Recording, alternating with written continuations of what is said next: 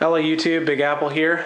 Yes, you are in fact witnessing history. You're not daydreaming. That is a two-page outline right there. This is the first time I've done a two-page outline. Wanted to make sure I covered every base with these pistols, make sure I compared every feature, so I wanted to be extremely thorough. This is the M&P9 compact by Smith & Wesson and the SR9 compact by Ruger. Both fantastic firearms, but I'm going to go into the features. These are both in the same class of pistol. They're both double stack compacts. So all compact means is that the barrel and the frame, well, the slide, including the barrel, and the frame are shorter. So if you compare this one to my M&P core, you notice that the frame on the M&P, of course, on the M&P core, of course, is longer than on the M&P compact. So the slide, barrel, and frame all a little bit shorter on the compact. That's all compact means. It doesn't mean that the entire gun itself is super small. It just means that it's smaller than the full size. So what is included in each one? Well, the Ruger kind of has an advantage here because it comes with two mags. It comes with the 10 and the 17 round mag for the full size SR9, but it also comes with a little sleeve adapter. I'll show you how that fits in a second. The Smith & Wesson comes with two mags, both 12 rounders, and three back straps. So it comes with the three back straps, just like the full size, and I'll show you that adjustability later when I get to that section. But included in the box, the M&P comes with two 12-round mags, so they're about the same size as the 10-round mag for the Ruger, but they somehow managed to fit two more rounds in there. So Ruger mag is on the right, Smith & Wesson mag is on the left. I don't know if it's a follower design, the way the spring is set up, something, but this will fit 10 and their flush fit will fit 12. So this does come with two 12-round mags. One of them does have a grip extension already built in. So you see that, you know, you get a full grip with your hand, but this does not come with a full-size magazine like for the full-size M&P. This is a full-size M&P mag. And while it does fit, this one doesn't come with the sleeve to bridge this gap right here. Whereas the Ruger comes with a flush fit magazine like that, so it'll fit flush. It also comes with the little pinky extension. If you've seen my review of this gun, it does come with an extension that's similar to this one. So that is included in the box. But it also comes with the 17-round magazine with the grip extension, little sleeve thing already attached. So full-size grip feels just like, well, not just like a full-size SR9, but extremely similar because you got your whole hand on there. And the M&P9c does not come with that. So if you want a little more flexibility, this one may actually come better out of the box in that regard. So comparing the features right here, let's start with the weight. Smith & Wesson weighs 21.7 ounces, the Ruger 23.4. To me, that 2-ounce difference really doesn't feel that significant. I guess the Ruger might be slightly more top-heavy when they're sitting on the table.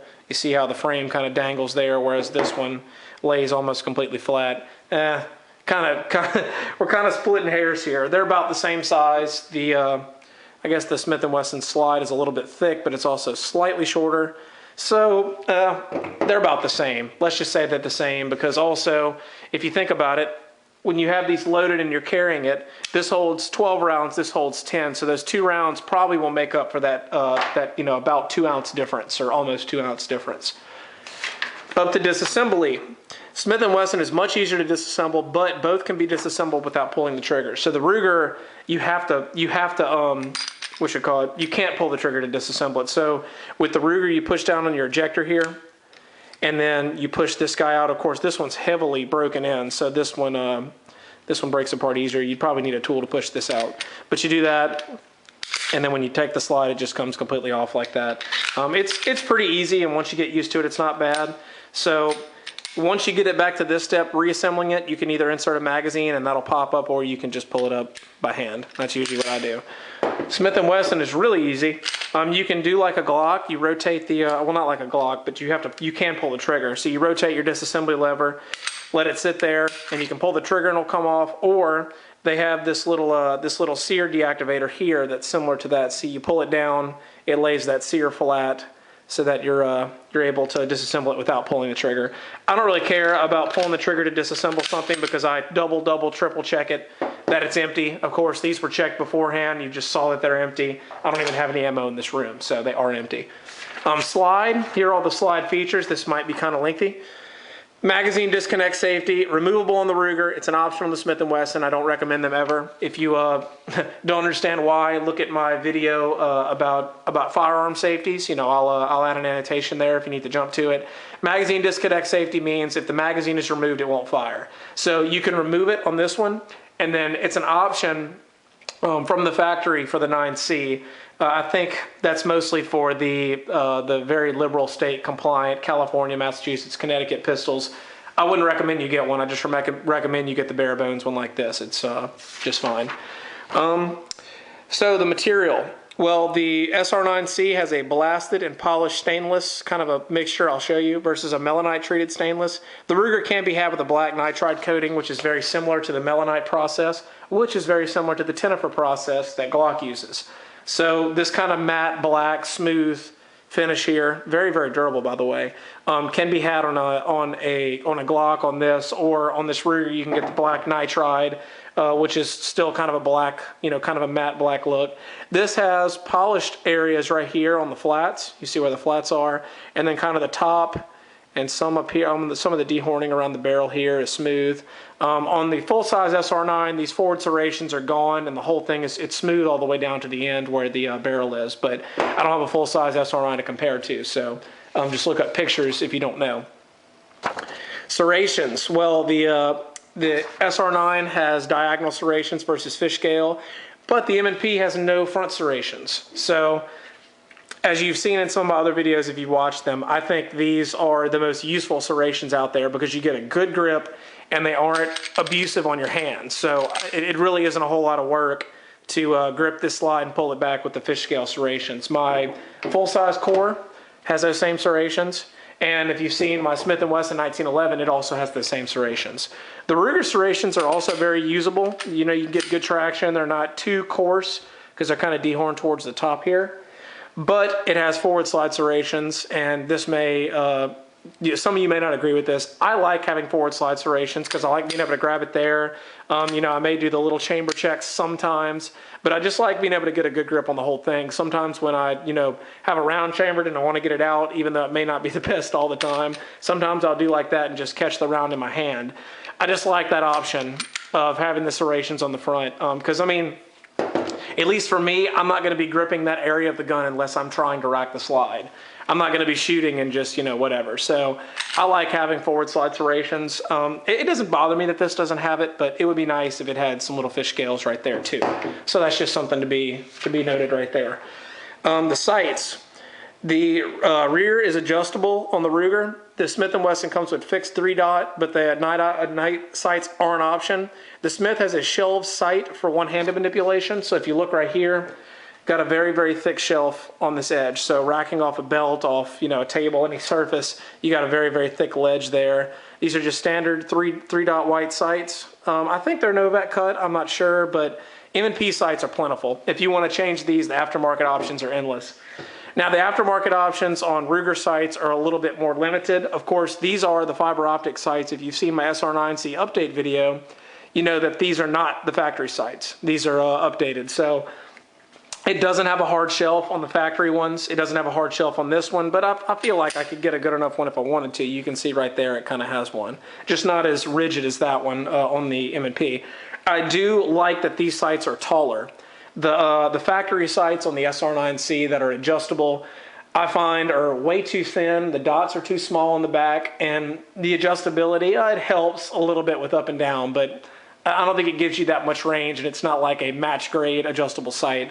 After I got these though, I mean, these are so easy to shoot, and I like that they're tall. I like my sights to be off the slide a little bit, so that's another personal preference, but you see that the sights right there are pretty low on this M&P.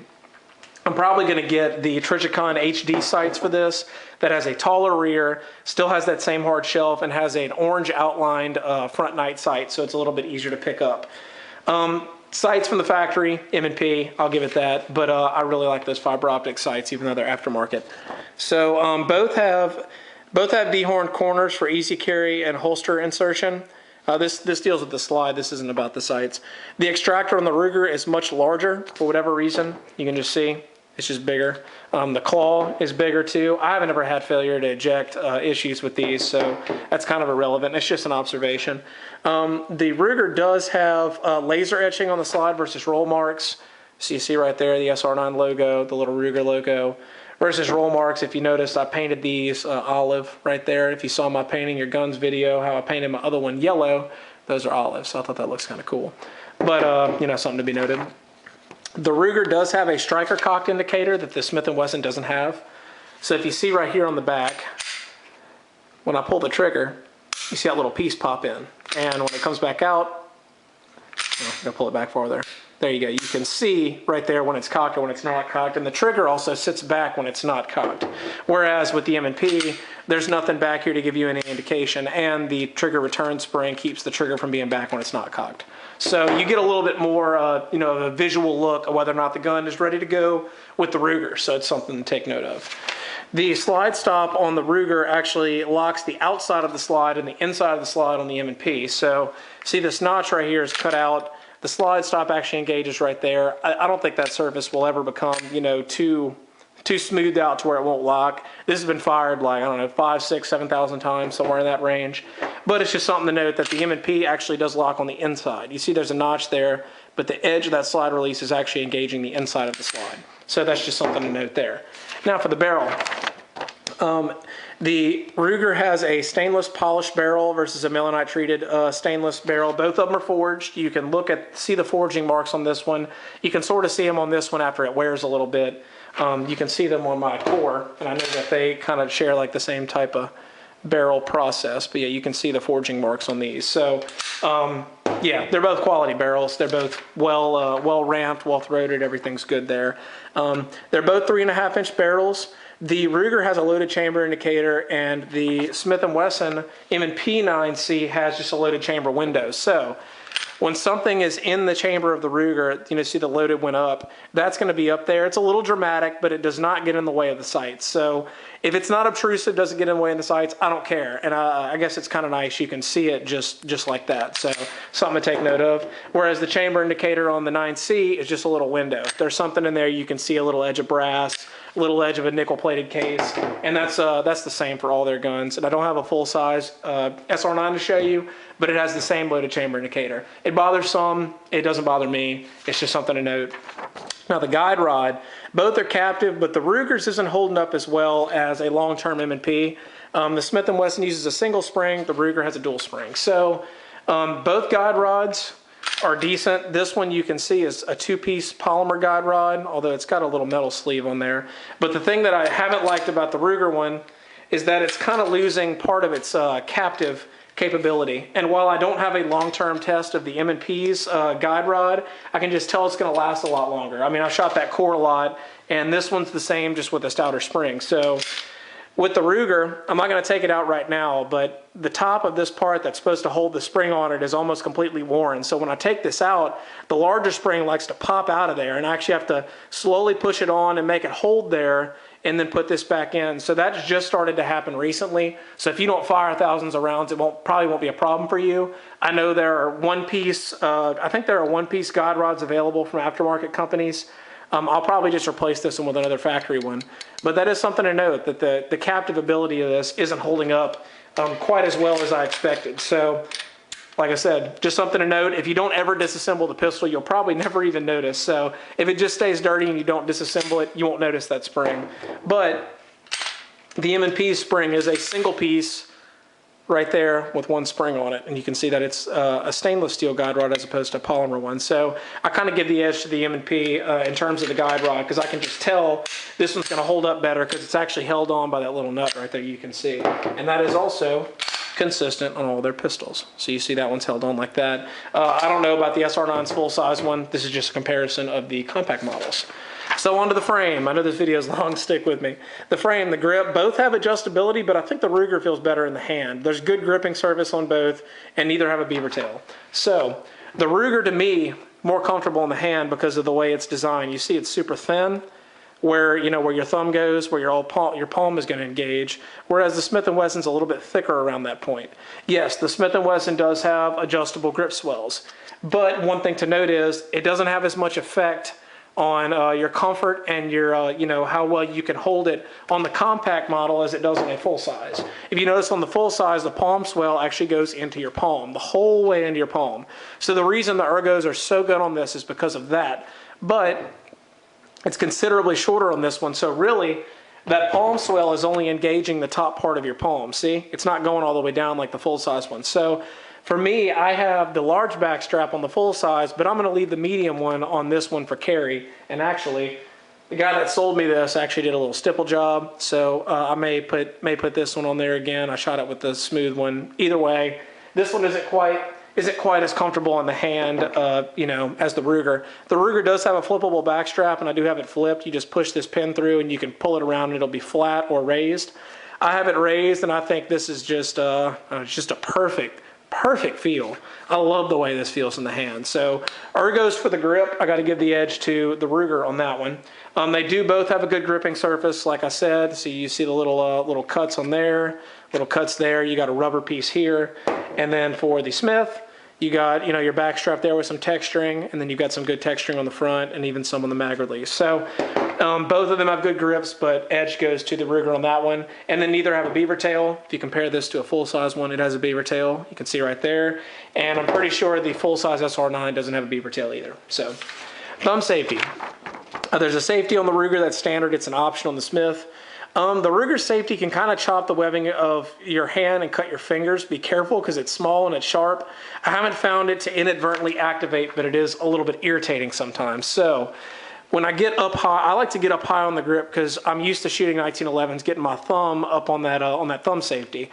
And since this one's super small and I get really high on there, you see how it's kind of biting into the webbing of my hand there. So you don't feel that as much when you're shooting. And if you shoot with kind of a lower grip like this, it probably won't bother you. But I get really up high on the gun, and so it can bother me. Also, when you're racking, you have to be careful that your hands don't get far down here or on the way back, because that thing can cut you. It's pretty sharp right there on the edge. So that's something to note with the Ruger safety. Like I said, it hasn't inadvertently gone, you know, turned itself on. I think it's because this motion is so far and how easy it is to disengage. So the edge for safety or no safety, I'd say the M&P9c. If you're going to carry it, you don't necessarily need a safety as long as your trigger's protected.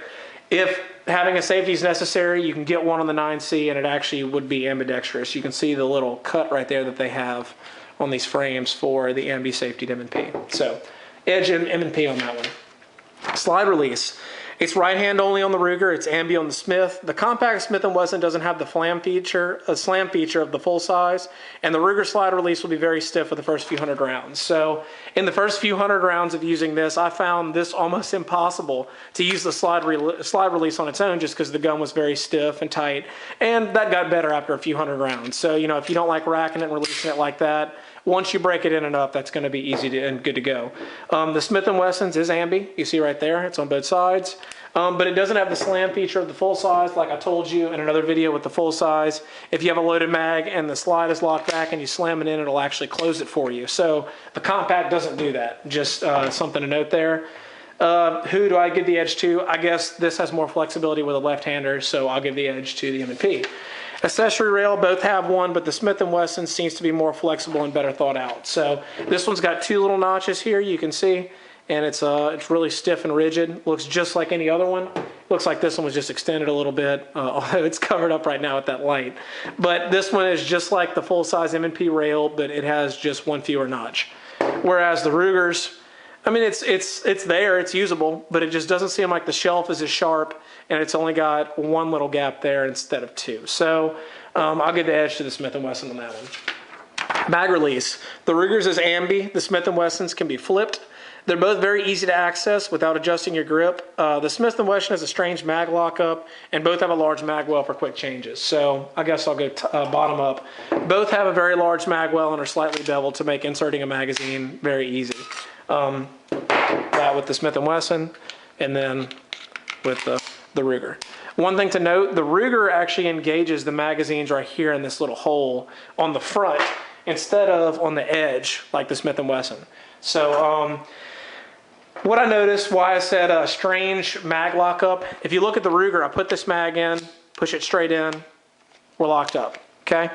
With the Smith & Wesson, maybe it's just this one, But I have noticed, maybe it's because it engages it on the edge too. If I push with my thumb right here and I'm on the back, you see it doesn't go anywhere. But if I push back and then forward, it locks up.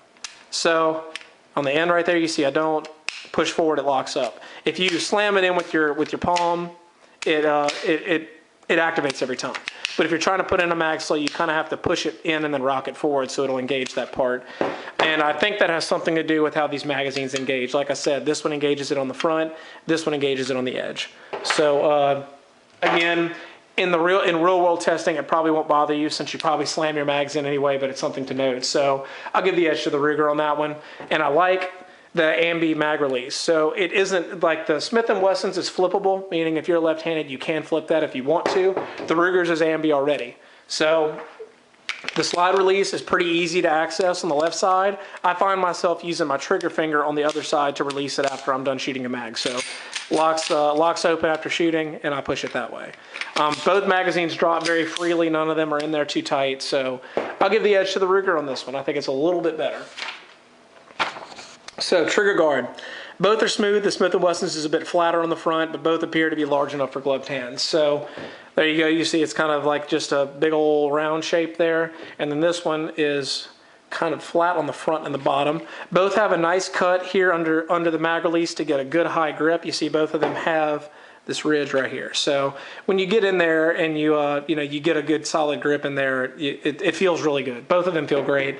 I don't think either one is better than the other. I guess I kind of like that the Ruger's trigger locks back when it's already decocked, and it's been popped. But they're about the same to me. Both of them can fit gloved hands. Both of them are large. So I'll say that one's a draw, although I prefer the Ruger a little bit. Trigger. Ruger wins this one hands down. Factory trigger, the Ruger's is so much better. So I think it's like maybe a 5 or 6 pound trigger already on their site, 5.5, something like that. But your take up is minimal. That brake is super clean, and your reset, you can hear it really slaps your finger and you can feel it. Very short travel. Very, very, very easy to shoot. This has a great factory trigger. One of the best striker fire triggers from the factory I've seen. I'm not a big Glock fan. Maybe I'll like them, but I don't find their triggers to be that comfortable either because they're just so friggin' wide and kind of sharp. But call me what you may, but I think this one's better than a factory Glock trigger. This one, on the other hand, is probably not better than a factory Glock trigger. So you see it kind of has this sponginess to it because you got this hinge part here, which I don't like. It's not the little tab like on the others. So you pull it back, it goes off, and then your reset. Sort of spongy. You see how it kind of jumps?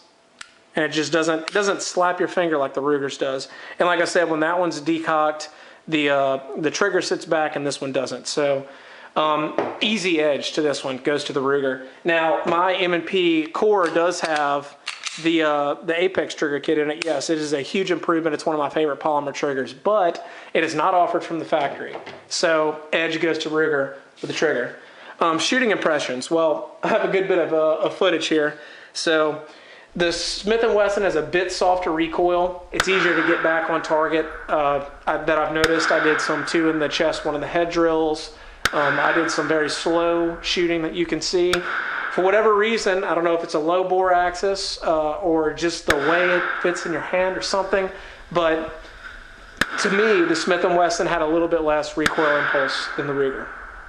Now, the Ruger is still great to shoot. I've still taught new shooters how to shoot on my SR9c because the trigger's really good, and if you get that full grip on there, it's nice. But it does seem to have a little bit more snap to it. And the Ruger's taller sights with the fiber optic sights that I said I put on there later are a little bit easier to acquire. This is a personal preference for me to have tall sights. If you like lower sights that rattle on the frame, that's fine. And the sights can be changed on the M&P, so that's just something to consider.